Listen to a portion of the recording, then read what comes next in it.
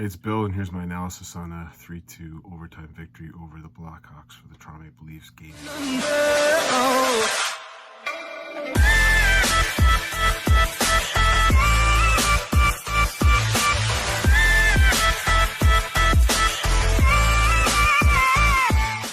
Okay, well, the Leafs get a win, so I should have a big old smile on my face, right?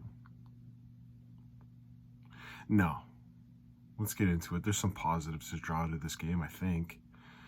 However, the Leafs played the Chicago Blackhawks, who didn't have a lead for 6 games this season, and then got a lead very quickly. Overall effort was there. I think the give a shit factor with Austin Matthews was nice to see. He was screaming at Justin Holl more than I've been screaming at Justin Holl this year, and who doesn't scream at Justin Holl? So let's get into this. The game starts off. Okay, Bunting took a not a great penalty, let's be fair. I have no idea what Jake Muzzin was doing on that one-on-one. It's a one-on-one on a power play. Take the stick. Force him to his backhand. I mean, I used to play defense.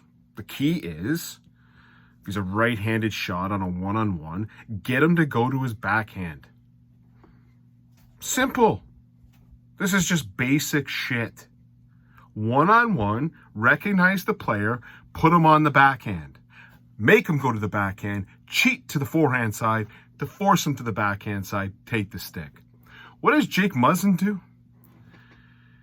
Lets him go to the forehand and skating backwards, and I don't know what this is, the push and fall.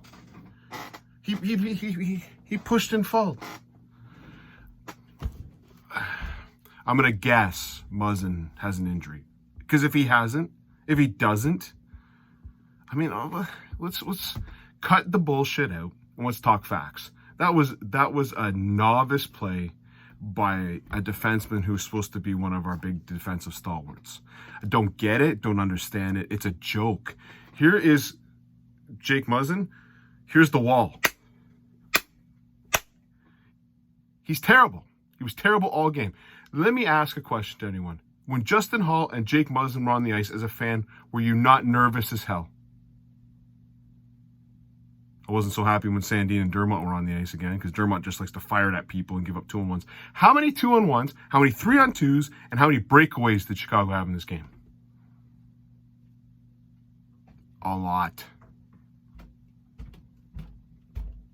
It's just terrible defense. If it wasn't Briley and Brody on the ice, I was nervous. Okay, let's look at the second goal. I don't know. Here, I'm looking at the stats. I'm looking at the stats thinking, well, the amount of times that the Leafs defense jump into the rush, they must be dominating on the stat board because they must think they're Bobby Orr getting all these stats. And then I look at Justin Holl and Muzzin. Woo. Nothing to be had. So I guess Justin Holl thinks he can be the next case of Bobby Orr and jump up and give the puck away and then have about as much effort to get back. Like, I'm just going to go for a glide here. Oh, is that a guy behind me on a breakaway? 2-0. Justin Holl and Muzzin have been on for pretty much every goal this year against. They're terrible. They're an awful, awful defense. It just shows you how bad the Canadian division was last year. Because they look good. I don't know what happened in a year. What could have possibly happened in a year other than Muzzin hitting a wall? Hurt, injured. Holl, I don't think he's injured. Just terrible. First period was just terrible. What I liked was when Matthews has had enough. And he had enough. There was one play where Justin Holl had about a 10 stride to get to the puck, and he didn't get to the puck. And it forced Matthews to get on his horse to get back and cover, and he screamed at Holl. And then Holl put him offside in the second period. He screamed at Holl. It's enough.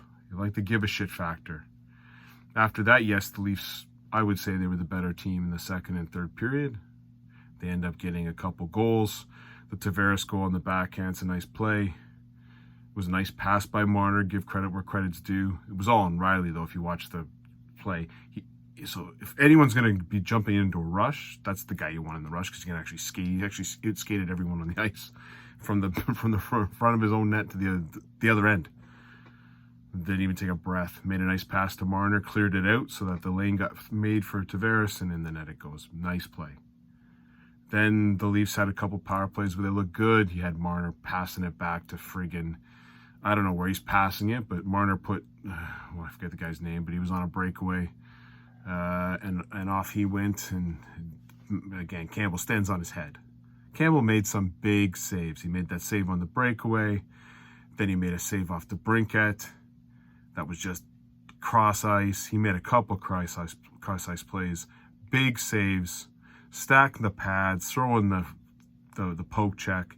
Campbell was your first star, guaranteed. He was the best player on the Leafs today.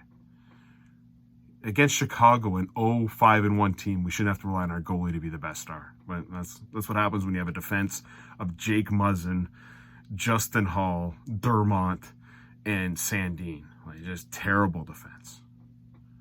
Then you go to the overtime.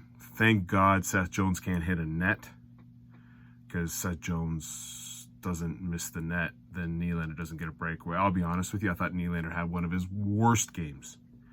He was nowhere to be found. His compete level wasn't there. But you give him a breakaway, and he's going to put it away. Leafs win 3-2. It's a win. Positives. The Matthews give a shit factor. I thought the fourth line played all right. I thought until Kampf scored the goal, I didn't think Engvall, Kampf, and Kashe gave us anything. But they scored, I guess, Kampf on, I don't know, backhanded play, I guess. The only time I got really excited was when Matthews hit the ice. Thought something might happen. But anyways, it's a win. 2 points. Put them on the board. I guess you don't look like a gift horse in the mouth. I guess that's the way you look at this game. And then if you're Jake Muzzin, here's one thing I'd like to do. We got to bring Lou Lamoriello back for one game, just to take Jake Muzzin and put him on Stefan Robidas Island. He needs to go to Stefan Robidas Island. If anyone doesn't know what Stefan or the Robidas Island is, check it out. It's where Muzzin needs to go. He needs that Joffrey Lupul back injury.